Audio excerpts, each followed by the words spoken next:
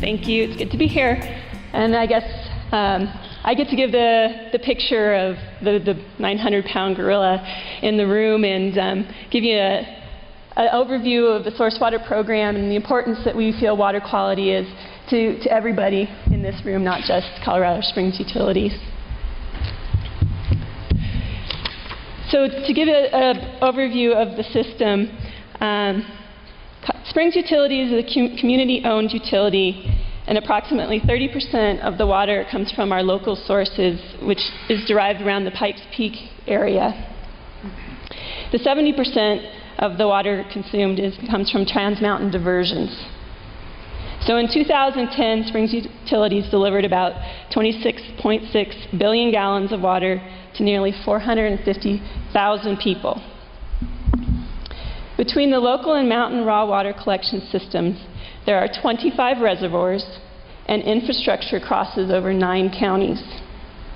And we transport water from the Arkansas, Colorado, and South Platte basins. And in 2016, we expect the Southern Delivery System to be online and deliver water from the Pueblo Reservoir.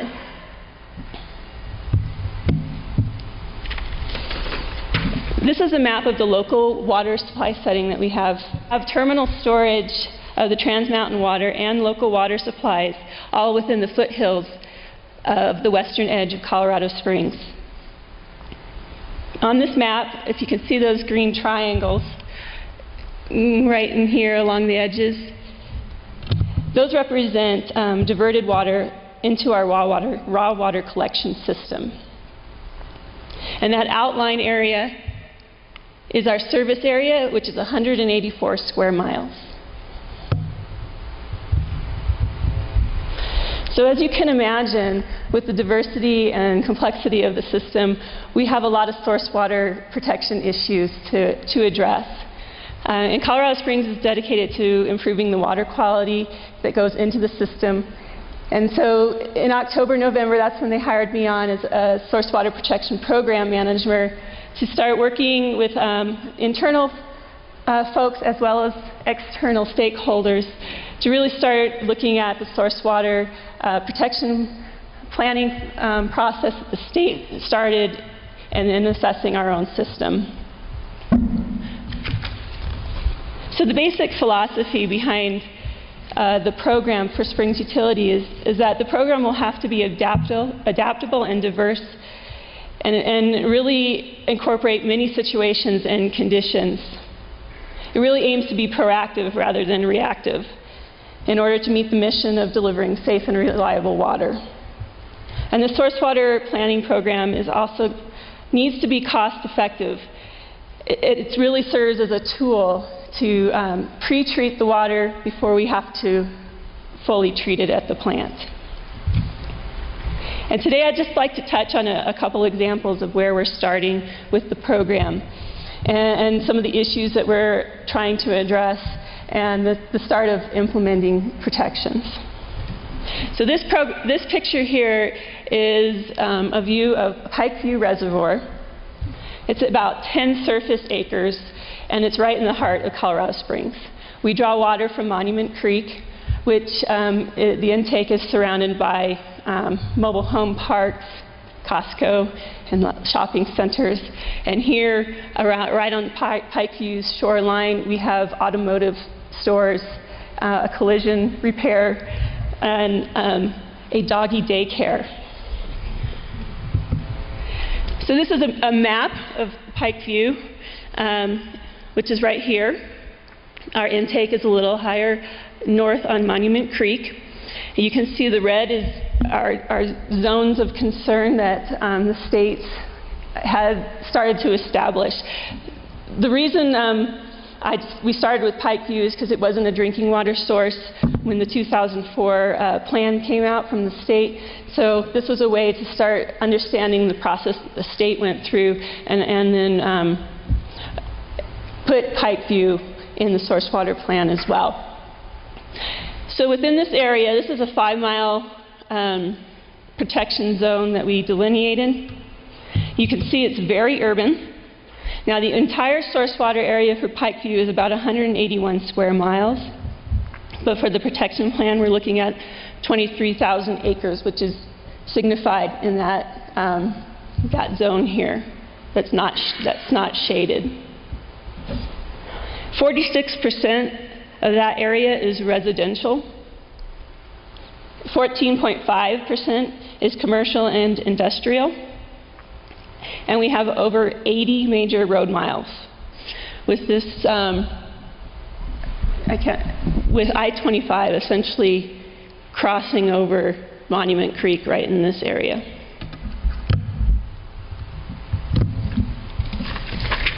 So kind of as I addressed before, some of the major issues that we have just within this pike view is stormwater. That bottom picture, that's a storm drain that drains right into Pike View Reservoir. We have what we can consider maybe illicit discharges, which is when the doggy daycare washes off their kennels, it goes right into that storm drain. We have solid waste that blow in, meaning plastic bags and bottles from the roads and the residential areas. And we also have communication issues with our emergency responders. So if something did happen, a lot of them don't know that that's a drinking water source. So what are we trying to do to solve some of these issues? Well, first of all, is we're setting a long-term vision for this area. And we're starting to engage nonprofits and other groups as to what could this place be, what could some more compatible land uses be. The Pike View is on a major trail corridor, the Front Range Trail, so could this be a destination point instead of kind of a forgotten space? We're also doing a stormwater study this summer to really get a handle on what kind of pollutants are being washed into the reservoir. And we also are working with Parks and Recreation Management for area cleanups and just to get some things like garbage cans out there at the reservoir, because it is a urban fisherman destination.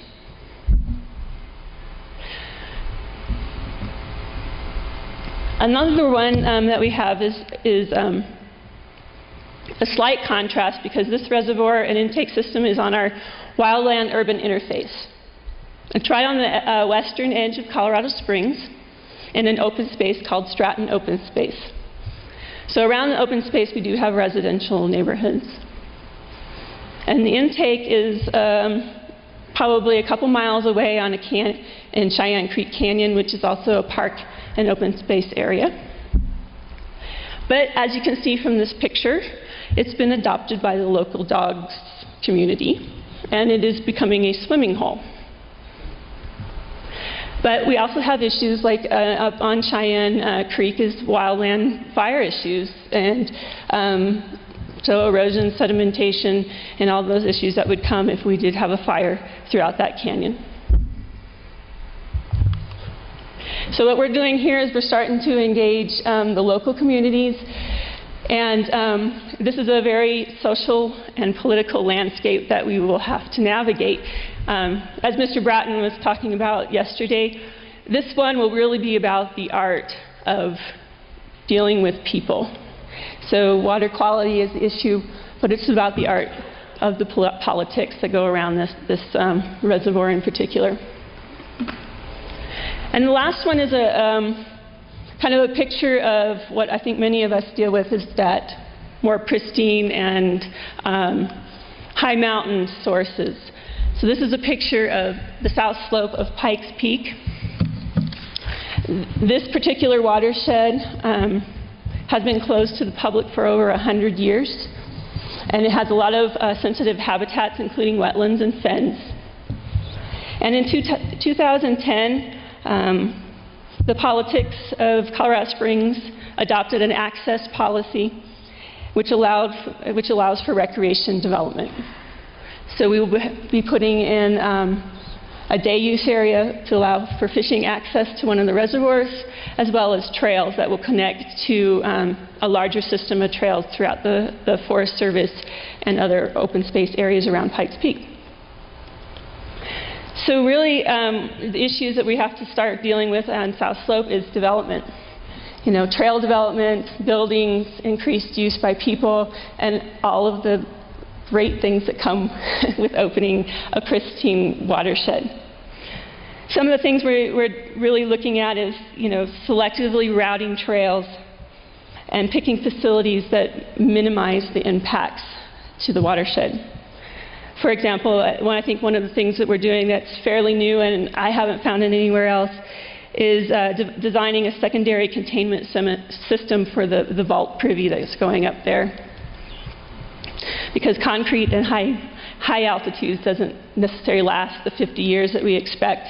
And we're also having a management partner that doesn't always have funds and manpower to keep an inspection on a vault privy, and this is going to be next to some of our reservoirs. So we're also doing some reservoir monitoring, getting our baseline studies, and then we'll have a long-term trend of what that water quality looks like as recreation and uses increase on those watersheds. So that's really I have all for today, and I'll pass it off to Eddie Balch, who's the Colorado Rural Water Association.